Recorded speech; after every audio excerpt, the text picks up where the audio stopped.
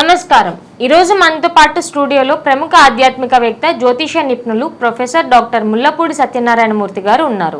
నమస్కారం గురువు. నమస్కారం మా సుచరిత. మే నెలలో సింహరాశి వారికి ఎలా ఉండబోతుందో చెప్తారా? ముందుగా మనకి ఈ సింహరాశి వారికి మే నెల 2024 సంవత్సరంలో ఆదాయ వ్యయాలు చూద్దాం. ఆదాయం 2, వ్యయం 14గా ఉంది. అంటే ఖర్చు ఎక్కువగా కనబడుతుంది.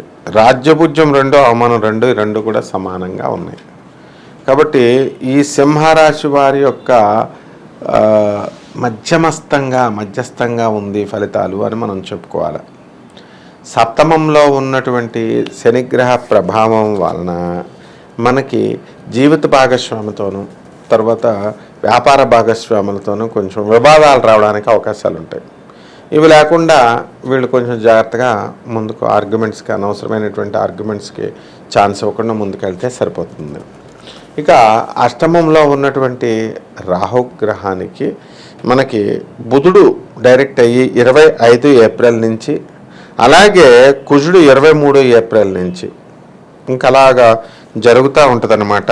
కాబట్టి మొదట 2 వారాలు మనకి ఈ విధంగా ఈ బుధుడు అనేటటువంటిది ఉండడం జరుగుతుంది. 10 మే వరకు కూడా అష్టమ స్థానగతుడవడం వలన అనవసరమైనటువంటి మెంటల్ టెన్షన్స్ ఈ సింహరాశి వాళ్ళకి రావడానికి అవకాశాలు ఉంటాయి. అలాగే ఈ నరాలకు సంబంధించి ఓవర్ ఎక్సైట్ అవ్వడము, ఇలాంటి ప్రాబ్లమ్స్, కొంచెం మానసికంగా టెన్షన్స్ ఇలాంటివన్నీ కూడా రావడానికి అవకాశాలు ఉంటాయి. అయితే భాగ్యస్థితిగతుడైనటువంటి గురుడు మరి ఎక్కడికి వెళ్ళిపోయాడు? రాజ్యస్థితిలోకి వెళ్ళాడు. కాబట్టి గురుడు బలం కొంచెం తగ్గినప్పటికీ కూడా మరి విశేషమైనటువంటి లాభాలు ఇవ్వడానికి అవకాశం ఉంటుందన్నమాట. కాబట్టి ఈ యొక్క రైతులను కనుక మనం తీసుకుంటే వాళ్ళ పరిస్థితులు బాగుండవు. ఇక ఈ కంప్యూటర్సు, ఎలక్ట్రానిక్స్ బిజినెస్లు చేసేటటువంటి వాళ్ళ పరిస్థితులు బాగుండవు. ఇక ఇనుము సంబంధించినటువంటి ఇండస్ట్రీస్, ఇనుము ఫ్యాబ్రికేషన్, వెల్డింగ్ ఇలాంటి బిజినెస్లు ఏవైతే ఉన్నాయో ఇవి కూడా పెద్దగా బాగుండవు అన్నమాట.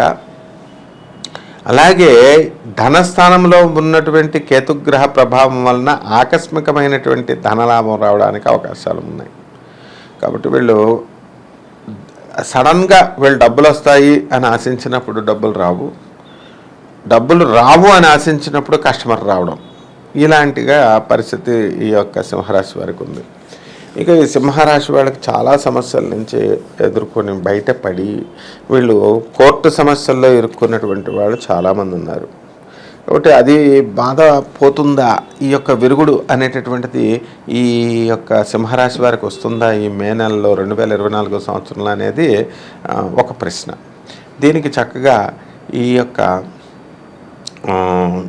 ప్రశ్నకు సమాధానంగా ఈ రాహు పరిస్థితి అనేటటువంటిది అష్టమ స్థితిగతుడై ఉన్నాడు. కాబట్టి అలాగే మనకి భాగ్యములో ఉన్నటువంటి గురువు రాజ్యస్థితిగతుడై అన్నాడు. కాబట్టి వ్యాపార ఉద్యోగ విషయాల్లో చాలా జాగ్రత్తగా చూడాల్సినటువంటి అవసరం ఉంది. అండ్ వీళ్ళకి ఏంటంటే గోధుమలు బిజినెస్, ఇలాంటి ధాన్యాలు విత్తనాల బిజినెస్లు బాగుంటాయి. అంటే ఫుడ్, ఫ్యాటు, ఫర్టిలైజర్స్ ఇలాంటి బిజినెస్లు అనేటటువంటివి బాగుంటాయి అన్నమాట. విద్యార్థులకి ఎలా ఉండబోతుంది? విద్యార్థులకి రాజ్యస్థితిగతుడైనటువంటి గురుడు బాగున్నాడు. అష్టమ స్థితిగతుడైనటువంటి బుధుడు, ఇంకా వాళ్ళు నిస్సహాయ పరిస్థితుల్లో ఈ గురుగ్రహము తర్వాత ఈ శుక్రగ్రహము ఉండడం వల్ల వీళ్ళ పిల్లలకి ఎక్కువ కష్టపడి చదవాల్సినటువంటి అవసరం ఉంది. స్టూడెంట్స్ అందరూ కూడా, లేకపోతే ఫెయిల్ అయిపోవడానికి అవకాశాలు ఎక్కువగా ఉన్నాయన్నమాట. మరి రాజకీయ నాయకుల దగ్గరికి వచ్చేసరికి బ్రహ్మాండంగా ఉంటుంది. ఈ సింహరాశి వాళ్ళు గెలవడానికి అవకాశాలు ఉన్నాయి. కాబట్టి అన్ని విధాలుగా సర్వతోముఖ అభివృద్ధిగా ఉంది.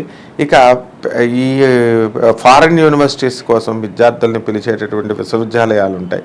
వాళ్ళందరూ కూడా బ్రహ్మాండంగా మంచి సీట్లు రావడము, వెళ్ళడము అనేటటువంటి జరుగుతుంది. మరిన్ని విశేష ఫలితాల కోసం ఏమన్నా పూజలు లేకపోతే ఏమన్నా దానాలు చెప్తారా? మనకి ఈ సింహరాశి వారికి మనకి శని జపం చేసుకోవాలి, శని స్తోత్రాలు చదువుకోవాలి, శనికి కిలోంపావు నల్ల నునుపుల్ని నల్లని వస్త్రాన్ని ఇచ్చి పేద బ్రాహ్మడికి దానం చేయాలి శనివారం నాడు ఉదయం 8 గంటలకి.